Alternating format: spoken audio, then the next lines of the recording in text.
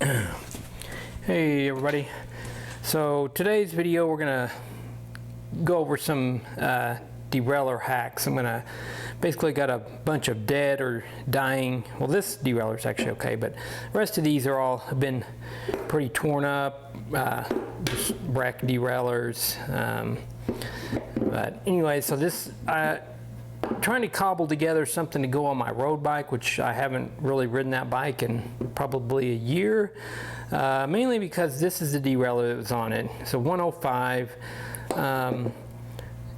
I've kind of hot rodded this derailleur a little.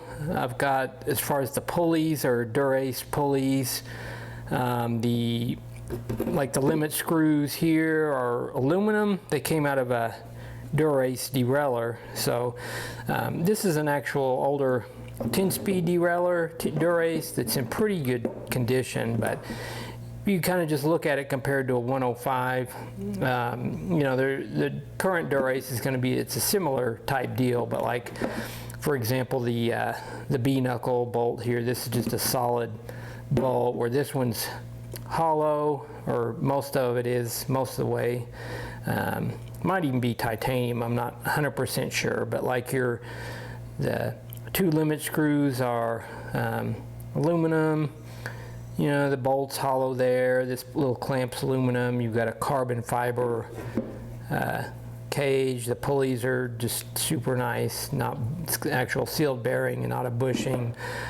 So anyway, I pretty much did all those tricks on this and put the pulleys. I actually had a Dura-Ace B-knuckle screw there that I put in place. It's still got the aluminum plate, but the original screw, there's a little ring that pops in, and I don't know if it's just not 100% compatible with this derailleur, but anyway, that one didn't work out. So this one was actually functional. It wasn't wrecked. I mean, it's got a few little witness marks, but the problem with this one was that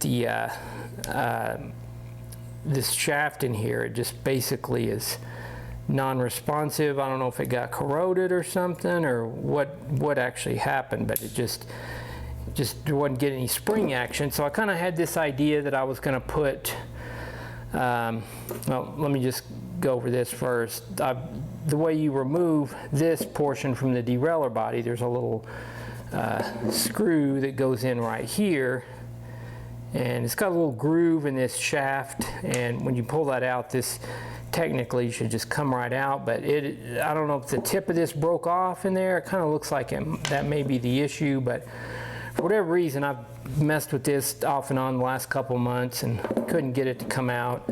And the original thing, I was going to put this is just some new long cage pieces here that are just a longer cage. I was going to put this one on, but couldn't ever get this one off. Actually, I don't even know if this would fit anyways. Anyway, we're just going to take this off the plate for now. So I've got this one that was just junkyard derailleur that I got out of the junk pile. It's an 11-speed Ultegra. It's a 6800 first generation 11-speed derailleur. And so initially I thought that maybe the longer, if I could find a longer cage one that was decent condition, I don't know, I may eventually just buy one. But either which way, this one got, you know, bent hanger.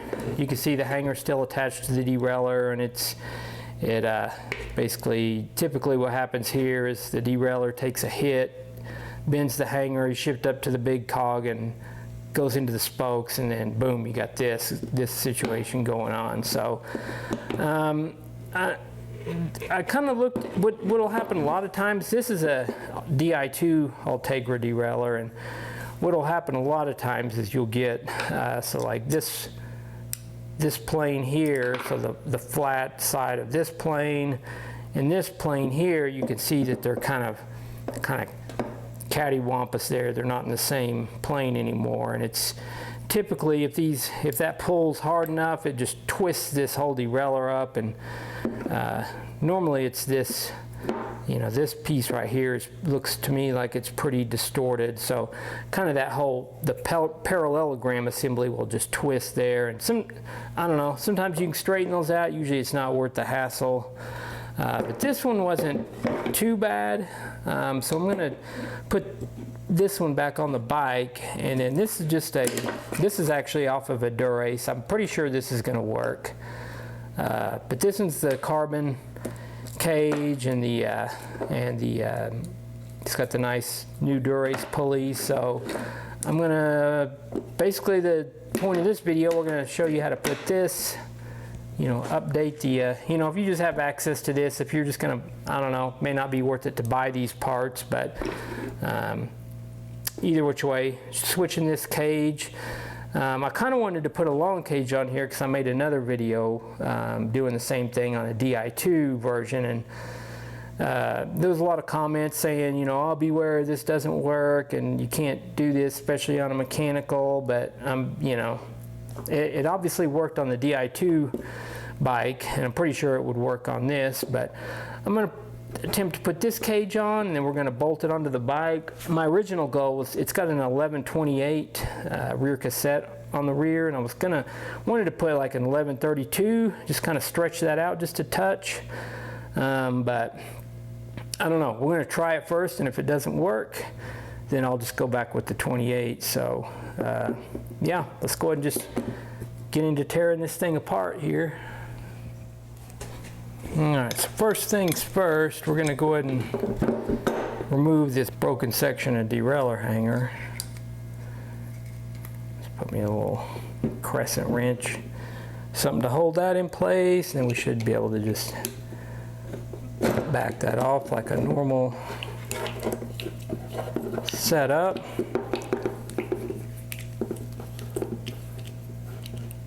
And I'll go ahead and show this little. There's the old broken hanger. Looks like it might have been off a track. So it looks like our B-knuckle plate and the screw and all that looks like it's in pretty good shape.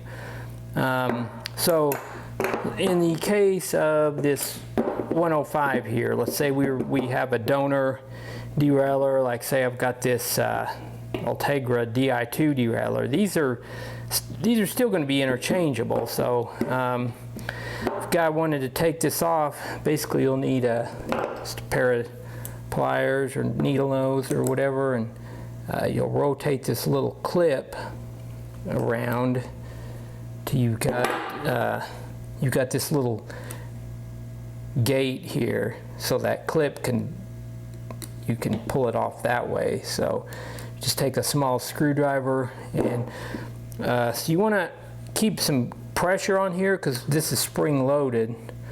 Once you take that little clip off of there, actually let me get some channel locks, kind of hold this guy in place. Okay, so we got some channel locks there.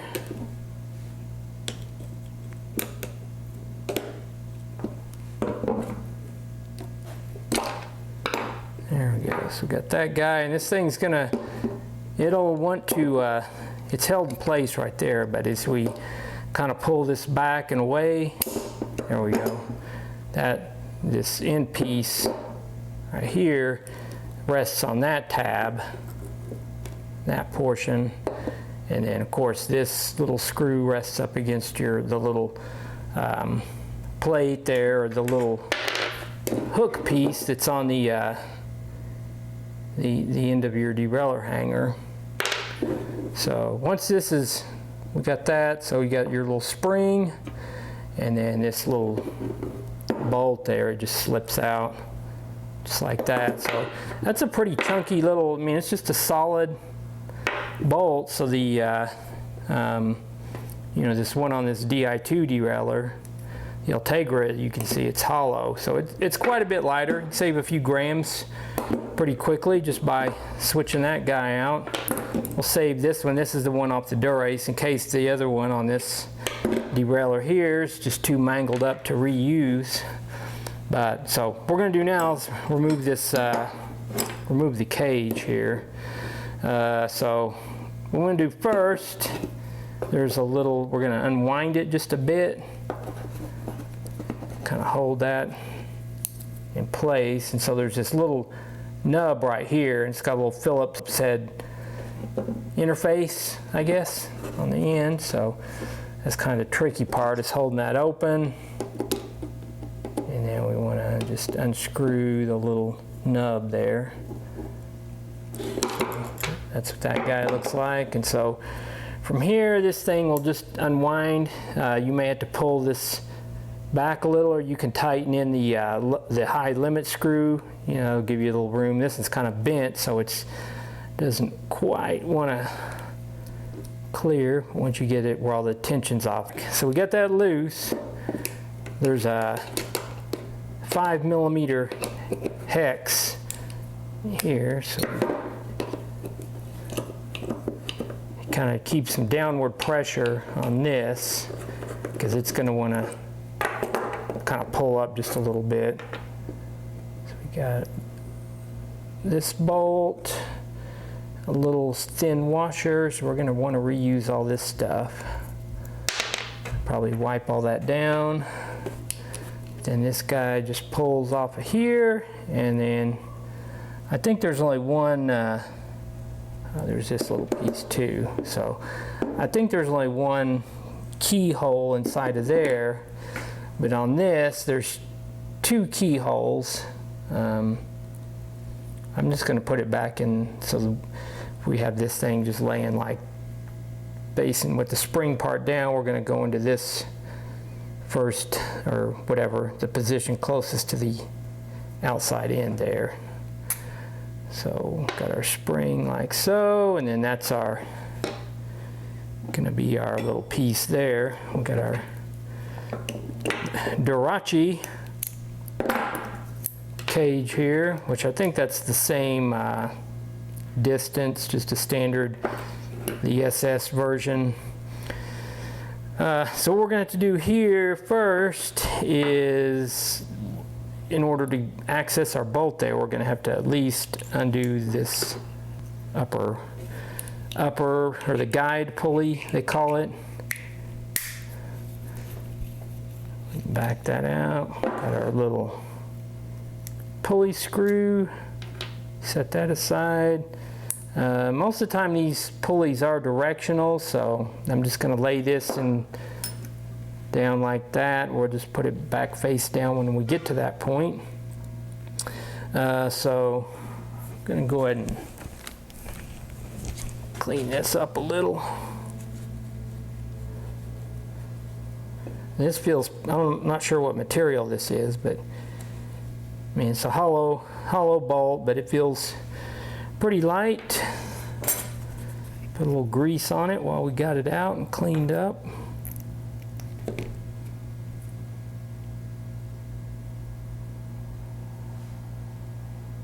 There we go. This little bushing here, that's going to go on the end. So we'll go ahead and put our bolt through. Got that, make sure we got that little washer, we got our little spacer. This is the one that came with the Dura-Ace, so I'm going to put this one on. Looks like it's symmetrical as far as, looks like the same thing, so I'm going to use that one though. Put that spring back in that, let's see, we had it in this one because that was the one closest to the outside. I think the other one's going to give us a little bit more spring tension. We're going to put it in this one though. And then I can see the little holes kind of right there, so I'm going to stick this in approximately where I kind of just got to twist it until you feel it engage into the piece there, which we got that in. So got that pushed nice and flat, so from here we can go ahead and thread our bolt in.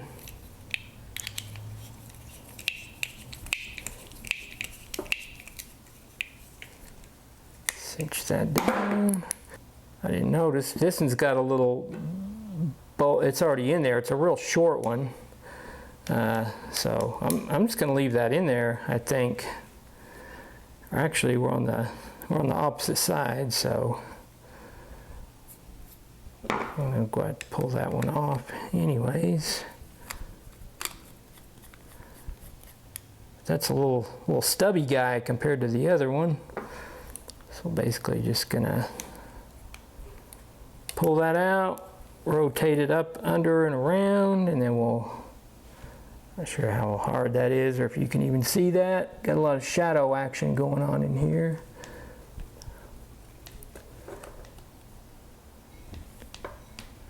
Just snug it down, and so there's that.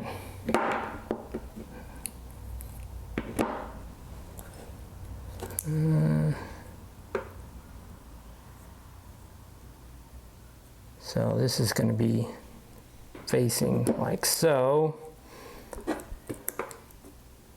just like that. These little Dura-Ace screws are lighter too. They're just, the middle section is machined out, so just pretty light little derailleur all around. I'll probably since these are metal screws here on the limit screws, I mean, this is kind of, I don't know, probably not going to do much. Not going to save much grams on this, but I don't know. We got these other ones over here, so I might as well use them. But you know, got a little steel screw versus a aluminum screw from the Dura-Ace.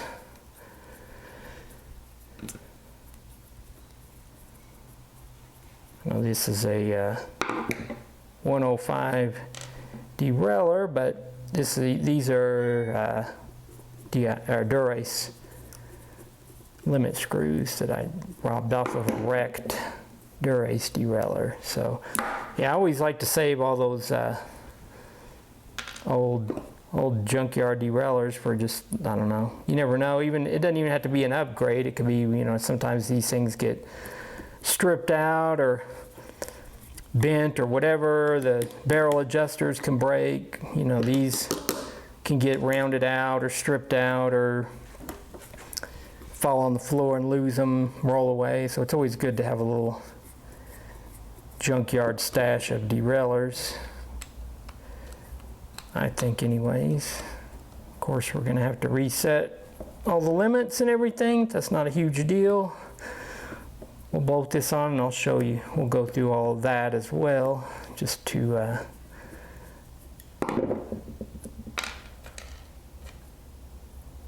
make this a deluxe presentation. We'll go ahead and bolt her up now and get this thing adjusted. Pretty light. All right, so we've got our derailleur bolted on here, and we've got our high and low limit screws, and they're both a little out, so I'm gonna go ahead and tighten this. I mean, notice I don't have the chain or anything on here at this point. What I'm trying to do is, so we want this pulley to be just directly below the lowest cog when I tighten that in, so might take it out just a tiny touch. And then the same, I'm just pushing this as far. There's a little nub there that's hitting the, it's basically a little bump stop that's hitting the end of the low limit screw. And this needs to come in a little. I don't want it out that far, so this is gonna just kind of roughen it in here. That looks pretty close. So yeah, what we'll do now is put our chain on. I'm gonna, so like I say, I'm gonna attempt to run this with this 32. I think the max on these is probably 28, maybe 30. It'll work, but what's going to happen is if you're down into the smaller cogs, or if you're in the smaller ring and the smaller cogs, there's this cage just isn't long enough to take up that slack, so it may be a little loose. And that combination, so you just have to be disciplined not to shift it down into maybe the bottom, probably 3 cogs or so. But yeah, let's just look at it from the side here, and we'll get our chain sized up. First thing I like to do is just shift the derailleur up to the, take it up to the big ring position. And then on Shimano chains, I'm just going to kind of get this all untangled here. There'll be a side that has some text on it, and then one side that doesn't. So this side has the text on it. We want this side facing outward. So what I like to do is just loop it over the big cog in the cassette, and then loop it through the front derailleur here over the big ring. Make sure it stays on the big cog there. And then we're just going to come back all the way around. So we've got big, and then just butt this chain up together there, and we can see where the first available link, we could break it here and put our quick connector, but that would be like only 1/2 inch of overlap. So we want to go to this next one. So if I go right here, that's going to end up giving us about 1.5 inches of overlap. And the reason we're doing that is we want this bike to physically be able to go into the big. A lot of times guys will size it, especially if we're doing some kind of half-baked cassette setup that's beyond the range of this derailleur. If you try to size it where you just have just enough tension on the 2 small cogs, there's a good chance you try to shift up, the chain's not going to be long enough, you shift up to the big inadvertently, and you're just going to rip off your derailleur, possibly damage it, possibly damage the cassette frame, all kinds of stuff. So you definitely want it to be able to go through the largest gear. So I'm just routing it through the pulleys. Be mindful of this little tab here. It needs to go, you know, it can only go one way. If you go like up, over, and over that piece and then under, it's going to rub on that. Pretty common mistake that I see quite a bit. We've got our Shimano 11-speed little quick link. And at this point, we can go ahead and shift this to the small cog and just join it together there. And this chain's probably going to be long right here. It's probably not going to take quite all the slack out. Let you out.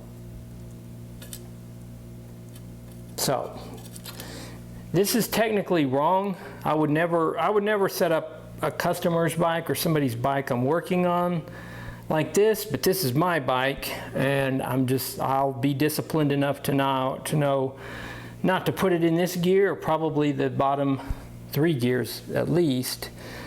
So what I'm going to do here is just slowly pedal this around till that quick link is up on the top side here. Just adding a little pressure so it stays put, and so there's our quick link right there. If I have my shifter hooked up, typically I'll shift it up to the taller gears. These 11-speed quick links are pretty tough to engage. Sometimes you can give it just a good, if you have the pedal here, you might put a rag or something over, but just give it a quick smack. And that popped it right into place there. So yeah, let's go ahead and I'm going to hook up my shift cable. No big deal there. I'm just going to thread the barrel adjuster all the way down. We've already got our limit screws roughed in, so I'm going to get that done and we'll check right back. Took a little bit of tinkering, but I think we got it dialed in here. I can go all the way to the big, and a couple things I did. I tightened up the B-knuckle screw to add a little tension, and then I went ahead and rewound this to the that second, give it a little more spring tension there. But we can go now, if I go all the way to the small, we're able to go all the way to that small cog, and it's a little baggy, but I mean I'd feel okay riding that. It's not hitting there, so yeah. I don't know, need to fine tune that cable tension just a touch, but basically got it rideable at this point. So yeah, so just kind of to recap, so we got basically a bunch of broken up derailleur parts. The DuraAce cage was new. That's one I had a couple of those that I just saved from folks that some tri bikes that I built, and they wanted the ceramic speed cage pulley system, so just ended up with extra. Been hanging onto those for a few years, and then the rest of this just parts off of broken, destroyed derailleurs, you know, little pieces like the bolts, and you know, this is the original B-knuckle fixing bolt there, but you know, just kind of gives you an idea what you can do if you can track down some of these random parts. You know, I realize it's not always feasible for your average person to do that, but I just wanted to show what's possible, kind of to cobble together some old parts there and make a usable derailleur. Again, it's a 5339 front, 1132 in the rear, and that's just the standard cage. So we're kind of stretching it. You know, I think recommended is 1128 with this front chainring combination. But anyway, just wanted to make a quick video, show what's out there, or it's not a quick video, but you know. Anyway, yeah, thanks for watching. Be sure to tune in next time. More awesome videos, and yeah, that's going to do it for this video. Thanks for watching. We'll see you guys next time.